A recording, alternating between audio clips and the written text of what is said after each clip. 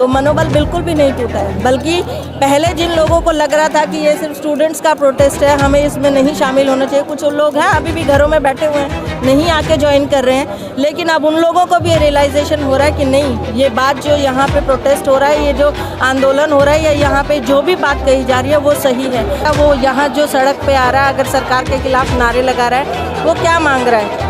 वो यही मांग रहा है कि बार बार ये जो पेपर लीक हो रहे हैं उसकी अकाउंटेबिलिटी सेट हो।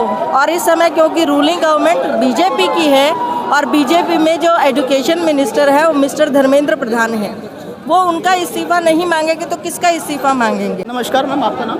मेरा नाम सुनीता खोरवाल। अभी मैं आपको देख रहा था कि आप पुलिस वालों से कुछ बहस हो रही थी, किस बारे में हो रही थी मैम, क्या बात हो रही थी? मैं पुलिस वालों से ये बहस कर रही थी, बहस नहीं कर रही थी, मैं उनको ये रिक्वेस्ट कर रही थी कि आपने जो कल किया वो क्या आपको शोभा देता है?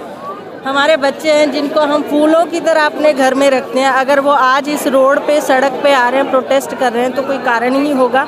किसी को भी अपने घर का एसी कमरा जो इतनी गर्मी में है वो बुरा नहीं लगता। वो यहाँ जो सड़क पे आ रहा है, अगर सरकार के खिलाफ नारे लगा रहा है, वो क्या मांग रहा है?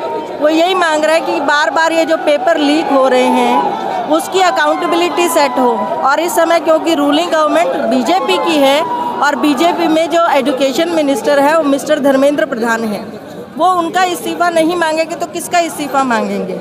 एक समय की बात है जब लाल बहादुर शास्त्री इस देश के रेलवे मिनिस्टर होते थे, एक रेलवे हादसा हुआ था, उन्होंने अपना इस्तीफा दिया था।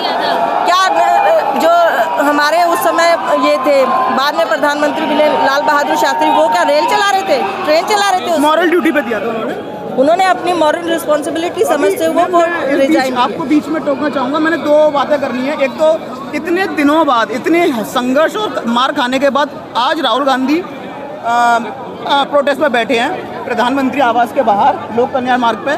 दूसरा ये बोलूँगा, कल धर्मेंद्र प्रधान का एक बयान आया और उनका ये कहना था कि मैं इस्तीफा नहीं दूंगा, मतलब उनका डायरेक्टली नहीं बोला बट ऐसा बोलना, उनका बोलने का मोरल यही था कि मैं इस्तीफा नहीं दूंगा और जो भी चीज़ें उन्हें हम सुधारेंगे। और ये जो चल रहा है ये अराजकता है एक तरह से। देखिए, अगर चीज़ें सुधरनी होती तो कम से कम इतने पेपर लीक नहीं हुए होते, इतने पेपर लीक नहीं होते। और दूसरी बात जो आप राहुल गांधी जी की कह रहे हैं या किसी और पॉलिटिकल लीडर्स की कह रहे हैं, तो ये किसी पॉलिटिकल लीडर का स्टार्ट किया हुआ जो है एजिटेशन नहीं है, ये देश के युवा का एजिटेशन है। वो यहाँ पे प्रोटेस्ट कर रहा है, उसका कोई पार्टी एफिलिएशन नहीं है कि वो किसी आम आदमी से हो या किसी बीजेपी से हो या किसी और दूसरी अपोजिशन पार्टी से हो, उसका उससे कोई लेना देना नहीं है। वो कह रहा है कि हमारा जो एजुकेशन सिस्टम है उसमें सुधार होना चाहिए, अकाउंटेबिलिटी सेट होनी चाहिए। कल की अपेक्षा में आज मैं फिर आया हूँ यहाँ, आज भीड़ कम है, लोग कम है, लोग थोड़ा मनोबल भी टूटा है लोगों का। कल बहुतों को चोटें भी लगी हैं, काफ़ी लोग गए हैं, है ना, आप मीडिया में भी देख रहे होंगे कि काफ़ी लोगों को मारपीट की गई है।